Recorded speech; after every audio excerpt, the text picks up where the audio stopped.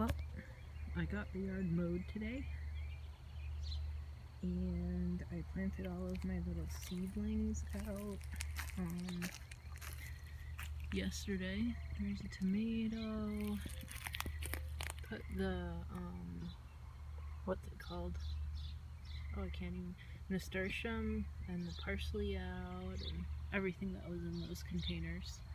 And I also put, it's that cloth that's for frost, but I'm using it to protect from the flea beetles and then later the harlequin beetles, all of the things under there. So I put the tomatillos, which had a really bad beetle infestation last year, and there's also Brussels sprouts in there that'll probably get attacked by those harlequin beetles, and then the eggplants are also under there because they got the flea beetles really badly last year, and it sounds like from the neighbor who does lots of gardening that it happens every year. So we'll see how long I can grow it in there.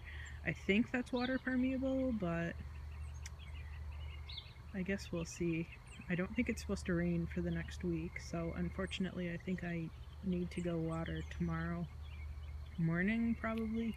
Maybe I should have watered this morning, but I needed to go water the tropicals inside and then mow the yard, so I didn't have time, and I don't really want to water in the evening so that all the slugs and snails come out.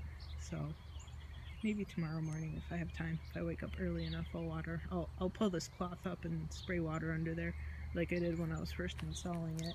So I just threw it around here because there's no room in the composters. I gave the sorrel a haircut because it was shading out all the little baby lettuces, and also the red vein sorrel that definitely didn't grow in last year, and maybe it's trying to finally grow in this year.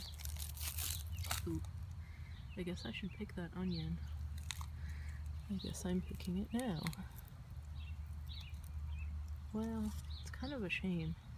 Well, I guess if it's not going to grow anymore, so I guess I'll just cook with it. Ooh, poor lettuce. Don't do that. Oh, it's not wanting to come up. Maybe I'm terrible at this gardening thing. Come on. Oh, you have some good roots in there. Wow.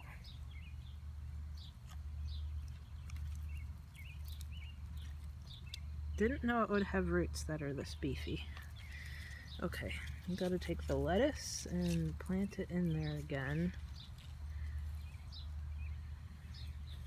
And then wash my hands for the millionth time today because I'm constantly in and out of the garden, so I've always got dirt all over my hands. Little pill bug there, upturned. Well, there's an onion.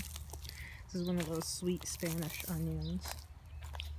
The rest of them are blooming. I'm gonna let it bloom so that it can spread seeds around for the ones that did really well. I'm just leaving that one.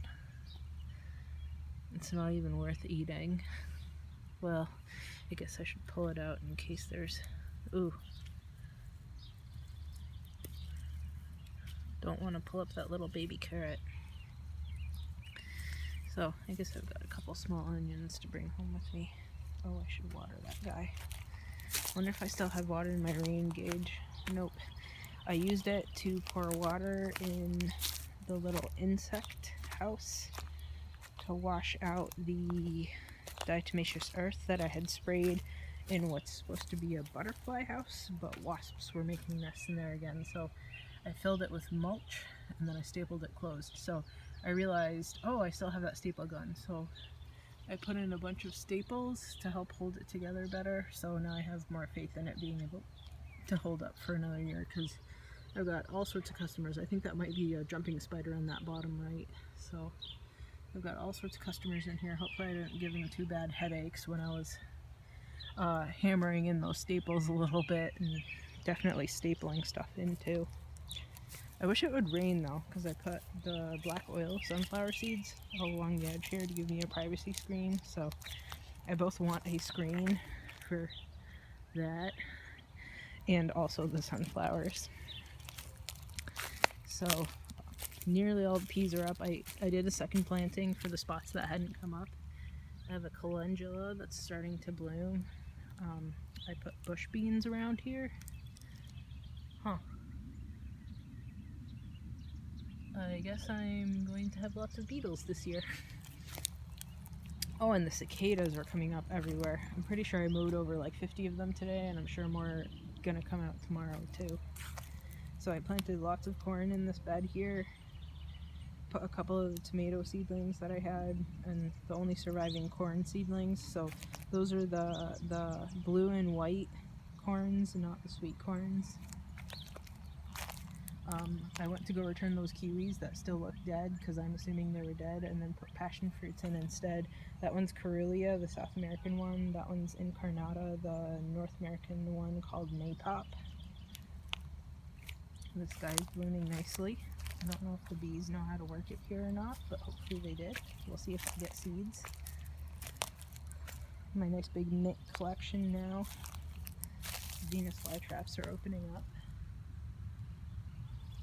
And I had a couple of the strawberries out of these beds already. They weren't completely ripe, but they were definitely tasty because one of them had a little bit of a nibble on it. Ooh. Maybe? Well, I'll pick it tomorrow, assuming the slugs don't get to it.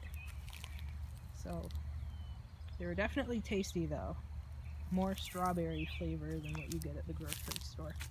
And there was a small seedling over there of some pumpkin sort, and I thought I didn't need to cover things anymore from the slugs and the snails, but one of its baby leaves and the first true leaf got eaten overnight last night, so I'm glad that I still have things covered. I went along and moved some of the pumpkin-y looking seedlings to places that are more around outsides of beds or to this corn bed instead of being in the middle. So I don't know if you remember, I had something pumpkin-y and maybe melony in the center here with the basils, and I decided to pull them up and move them to that one sprung up there on its own. So I moved one of them to here. Oh, he looks sad. Here, hopefully he fits back up. So one of them to there, and then the one that looked like a melon to me, I moved to here with the rest of the melons, because that's a melon, and that guy's a melon. Hopefully more of them pop up, but we'll see. And I don't know who that guy is, but I'm definitely not getting the shallot out, so I'm just going to let it bloom. Maybe it'll seed all over. And then I'm leaving this guy here. Same with that one. Whatever it is, it'll be tasty, right? So I loved my pumpkins last year. So I had pumpkins, the winter luxury pie, the sugar pie pumpkin. I also had butternut squash, and I had the Italian zucchinis and patty pan squash. So it's either true to form or hybrids of all of those. And it looks like I might have had a melon come up here, so maybe I'll put a jar over him too.